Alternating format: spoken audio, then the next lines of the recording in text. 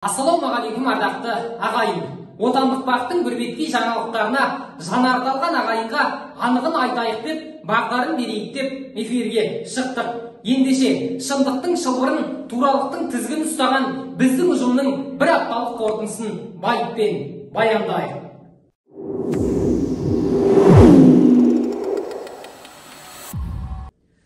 Қазақстан кезектен президенттік сайлау өткізіп, сынның астында қалды. Жаңбыр тілесең, лай кешуге дайын бол демекші, сынның сипатын баяндайық. Осы аптада Еуропадағы қауіпсіздік және ынтымақтастық ұйымы Қазақстандағы сайлауда саяси бәсекенің жоқтығын және дауыс беруді санау өте нашар деңгейде өткендігін айтты. Сонымен қатар, тәуелсіз бақылаушы Тоқаевтың барлық парламенттік партияның бірлескен кандидаты ретінде бір өзі сайлауға түскендігін айтып, реп салды. Ал өз кезегінде сыртқы істер министрлігі аталған ұйымның сынына жауап берді. Ведомство сөзіне сүйенсек, Еуропадағы қауіпсіздік және ынтымақтастық ұйымының пікірі бір жақты және өзге шетелдік ұйымдардың пікірімен сәйкес келмейді.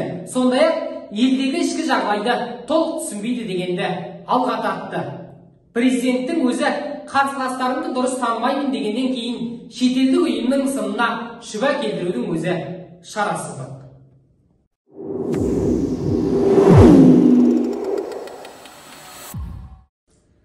Халқым саған айтам, азаттық сен тыңда.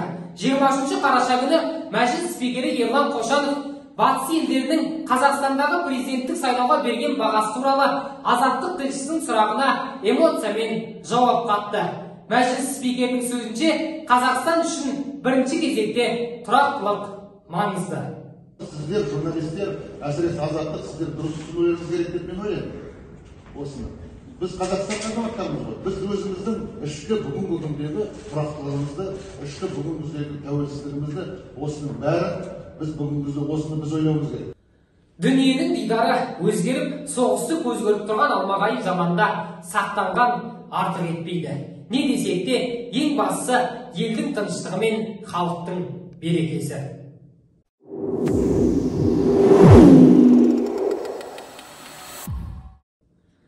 Қазақстан 2016 жылдан бері бюджет қаражатын толықтыру үшін 4 мәрте несие алған.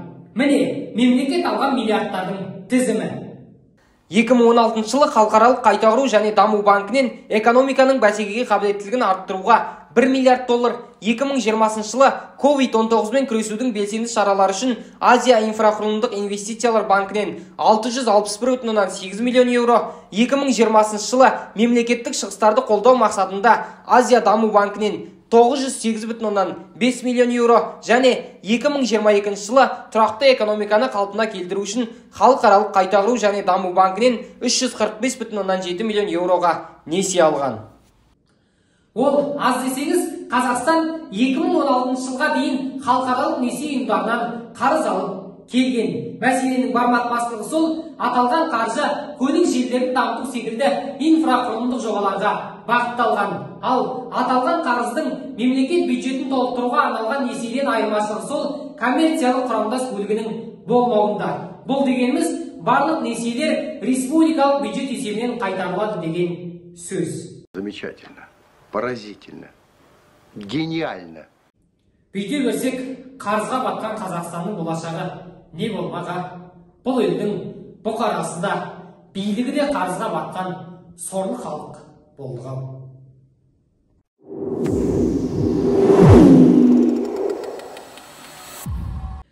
Мәдениет және спорт министрі Дәурен Абаев 2,5 миллиард теңгеге Еуразия кинофестивалін өткізбек. Міне материал. Бұл туралы журналист Михаил Казачков хабарлады. Оның айтуынша, Мәдениет және спорт министрлігі мемлекеттік сатып алу порталында байқау жарияламай, жеткізушімен бірден келісімшартқа келген. Фестивальді ұйымдастыру Мәскеудегі ресейлік Техсервис жауапкершілігі шектеулі серіктестігіне тиесілі Акно ТВ компаниясына тапсырылыпты. Бюджеттен шамамен 442 миллион теңге бөлінген фестивальді ұйымдастыруды вице-министрде мақұлдапты. Бір қызығы, 1998 жылы алғаш рет ұйымдастырылған фестиваль құжаттарға сәйкес Техсервис жауапкершілігі шектеулі серіктестігіне 2018 жылы тіркелген. Содан бері 20 жыл уақыт ішінде аталған компания бірде-бір мәрте іс-шараны ұйымдастырмапты. Ал материалға мәдениет және спорт вице-министрі Нұрғиса Дәуешев былай деп жауап қатты. Барлық тиісті рәсім мемлекеттік сатып алуды жүзеге асыру қағидаларына сәйкес жүргізілді. Желтоқсан айында барлық талаптарды сақтай отырып, елімізде Еуразия кинофестивалі өтетін болады. Қазақстанның белшеден батқан қарызы анау. Мемлекеттің қайыр болмағасын ауру балалар мен баспанасы жүрген жандарға қарапайым қараша қаржы жинап беруде. Халықтың қымбатшылықтан тоз-тозы шығып бітті. Ал біздегі билік болса 450 миллион теңгеге кино фестиваль өткіземіз деп әлек. Жаман айттау. Әне. Сай сүйекті сырғаттау бейгөке.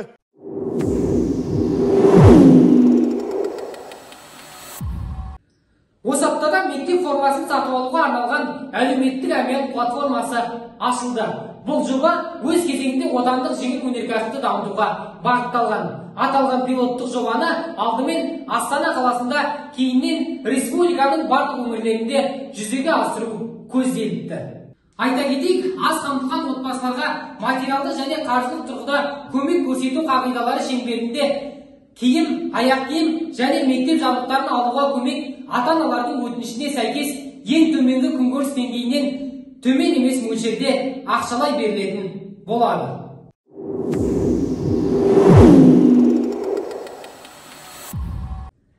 Алматыда 2025 жылға дейін 75 жатақхана салу жоспарланған.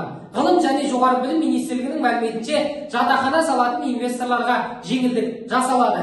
Мәселен, жоғары оқу орындары мен колледж студенттері үшін жатақхана салу кезінде бір орынға мемлекеттік тапсырыстың мөлшері 122-ден 195 айлық есептік көрсеткішке дейін, ал Алматы қаласы бойынша 144-тен 230 айлық есептік көрсеткішке дейін көбейеді.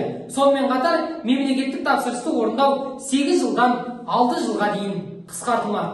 Яғни 6 жыл ішінде құрылыс компаниясы жаңа жатақхана салуға бюджеттен бір студент үшін 444,6 миллион теңге, Алматы қаласында 552,6 миллион теңге алады. Сондай-ақ қайта жөндеу кезінде бір студент үшін 110,7 миллион теңге, ал Алматы мен Астанада 21 миллион теңге беріледі.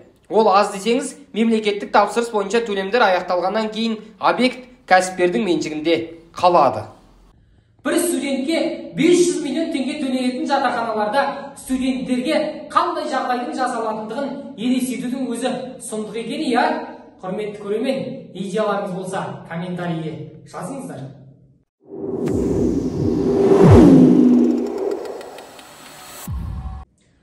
Аптаның басты жаңалығына айналып, отандық бақ жарыса жазған тақырып Тасмағамбетовтің жаңа қызметі. Бұдан бұрын елші болған ол оқшының бас хатшысы лауазымына тағайындалды. Ақпаратты оқшы саммитінде Армения премьер-министрі Никол Пашинян хабарлады. Тасмағамбетов 2023 жылдың 1 қаңтарынан бастап жаңа қызметіне кіріседі. Тоқаев 3 жыл бұрын зейнетке шығарған Тасмағамбетовті неге таңдағаны баршаға қызық.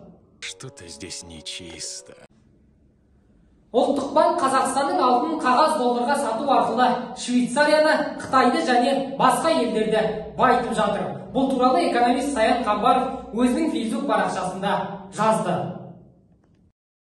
2021-2022 жылдары Қазақстан Республикасының ұлттық банкі 115 тонна алтынды орташа бағамен $1801 унциямен, яғни 6,698 миллиард долларға сатты. 2022 жылдың қазан айында ұлттық банк 1 миллиард 389 миллион долларға 24,68 тонна алтын сатса, 2021-2022 жылдары ұлттық банк Қазақстанның ішкі нарығында 87,84 тонна алтын сатып алды. Бүгінгі таңда басқа әлемдік банктер рекордтық көлемде алтын сатып алып жатқаны хабарланды. Олардың қатарында Қытай, Үндістан, Катар, тіпті Өзбекстан да бар. Ұлттық банк елдегі алтын қорын қандай мақсатта сатқаны белгісіз. Ұлттық қорда бюджет шығыстарын қаржыландыруға жеткілікті 50 миллиард доллардан астам қаражат бар, деді экономист Саят Қамбаров.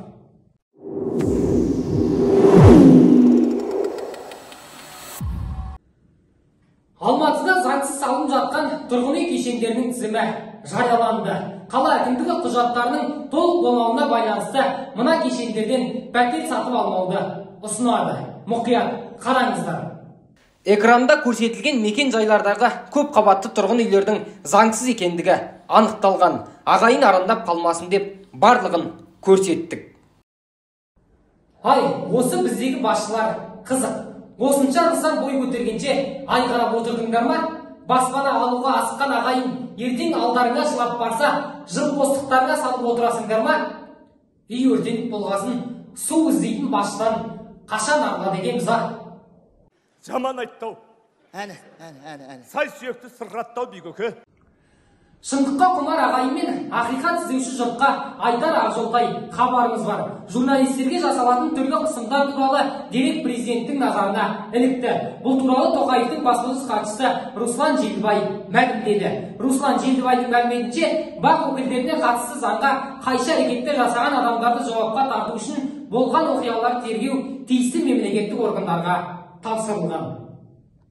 Президенттің атына жолданған әділ сөз халықаралық қоры мен Қазақстан журналистер одағының журналист әйелдерді қорғау туралы өтініші назарға алынды.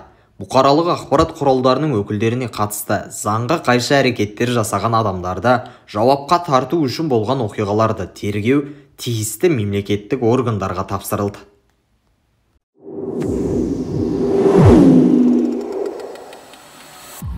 Биыл ауылдарды дамытуға бөлінген қаржы кезектен сайлауға жұмсалған қаржыдан 4,5 есе аз. Премьер-министрдің бірінші орынбасары Роман Склярдың айтуынша, биыл ауыл ел бесігі жобасына 128 миллиард теңге бөлінді. Бұл қаражат 576 ауылдың жағдайын жақсартуға бағытталған. Ал 2023 жылы 140 миллиард теңге бөлініп, 663 ауыл қамтылмақ. Жалпы Роман Склярдың сөзінше, Қазақстанда 6293 ауыл бар. Және мұнда халықтың 41%, яғни 8 миллионға жуық адам тұрады. Ауыл демекші, менің ауылдағы ағайынның жүйкесін шығартқан мәселені айтайын. Облыс орталығы Оралдан Бөкей ордасына қатынайтын жолдың жағдайы дұрысталар емес. Әкімнің құлағына құйып айтсаң да, миына кіріп айтсаң да, тас жол төсеуді тездетер түрі жоқ. Бұқара биыл тарихта темір тұлпардың тетігін түбінен тоздырып, жол азабын тартуға мәжбүр. Міне жолдың сыйқы. Алыс түзу жолдармен заула, жүрегімде оттай сезімім барда, жеткізбейтін қиял алда, бәрі алда.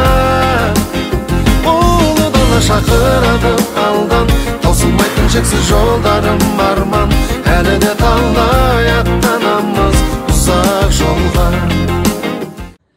Төре тұрып төр берген, қожа тұрып қол берген қазақ елі. Осымен біздің апталық жылу тәмам. Шапқан жерден бәйге алып, атқан оғы дарыған бақтар ұжымымен бірге болыңыздар. Каналға жазылыңыздар, қоңыраушаны басыңыздар. Жақсылық Зейнешев, жақсылықта жолыққан шағай.